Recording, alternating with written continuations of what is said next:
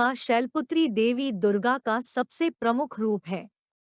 वह उन नवदुर्गाओं में से एक है जिनकी पूजा नवरात्रि उत्सव के पहले दिन की जाती है।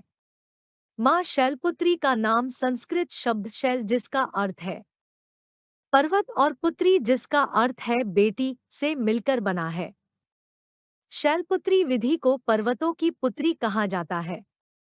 शैलपुत्री माँ को माँ सती भवानी, माँ हेमावती और देवी पार्वती के नाम से भी जाना जाता है।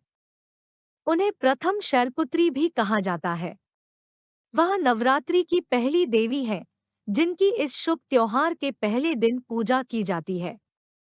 शैलपुत्री देवी कथा के बारे में देवी शैलपुत्री देवी दुर्गा के सबसे प्रमुख रूपों में से एक है। उनका जन्म पर्वतों के राजा पर्वतराज हिमालय की पुत्री के रूप में हुआ था। शैलपुत्री शब्द का तात्पर्य वास्तव में पहाड़ की छोटी महिला पुत्री से है। देवी शैलपुत्री को पार्वती या हेमावती, सती भवानी, हिमालय के शासक हिमवत की महिला के रूप में भी जाना जाता है। पूर्व काल में मां शैलपुत्री राजा दक्ष की पुत्री हुई, तब उनका नाम सती रखा गया। एक बार राजा दक्ष की अनुपस्थिति में उनकी पत्नी प्रसूति ने अपनी बेटी सती का विवाह भगवान शिव से कर दिया। राजा दक्ष को अब भगवान शिव और सती का विवाह मंजूर नहीं था।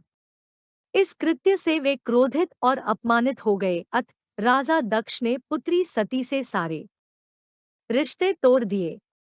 सती का विवाह भगवान शिव से होने का विचार दक्ष को दिनरात सताता रहा और उनका क्रोध दिन ब दिन बढ़ता गया।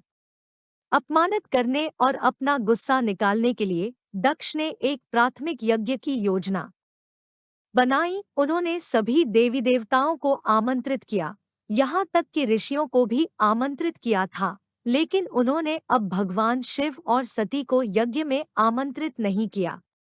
इसके बावजूद सती ने यज्ञ में भाग लेने की इच्छा जताई और सोचा कि यह उसके माता पिता के साथ पुनर्मिलन का एक उत्कृष्ट अवसर होगा। भगवान शिव के मना करने के बावजूद वह यज्ञ के लिए प्रतीक्षा करने के लिए दृढ़ थी, यज्ञ में शामिल होने के लिए उत्सुक। सती ने अपने जीवन साथी भगवान शिव से आयोजन स्थल पर उनके साथ जाने का आग्रह किया। भगवान शिव और सती उस स्थान पर पहुंचे जहां यज्ञ की तैयारी की गई थी। सती की खुशी अल्पकालिक थी क्योंकि राजा दक्ष ने यज्ञ में आए सभी आगंतुकों के सामने भगवान शिव का अपमान किया था। सती अपने जीवन साथी का अपमान सहन नहीं कर सकी और उन्होंने खुद को यज्ञ की अग्नि में समर्पित कर दिया। सती ने हिमावत की बेटी के रूप में पुनर्जन्म लिया और उनका नाम हिमावती पार्वती रखा गया और अपने पिछले जन्म की तरह इस पुनर्जन्म में भी वह बड़ी होने के बाद भगवान शिव के साथ विवाह के पवित्र बंधन में बंध गई। मां शैलपुत्री की प्रतिमा शांत चेहरे और गोपनीयता की मनभावन हवा के साथ शैलपुत्री माता को नंदी पर बैठे हुए चित्रित किया गया है।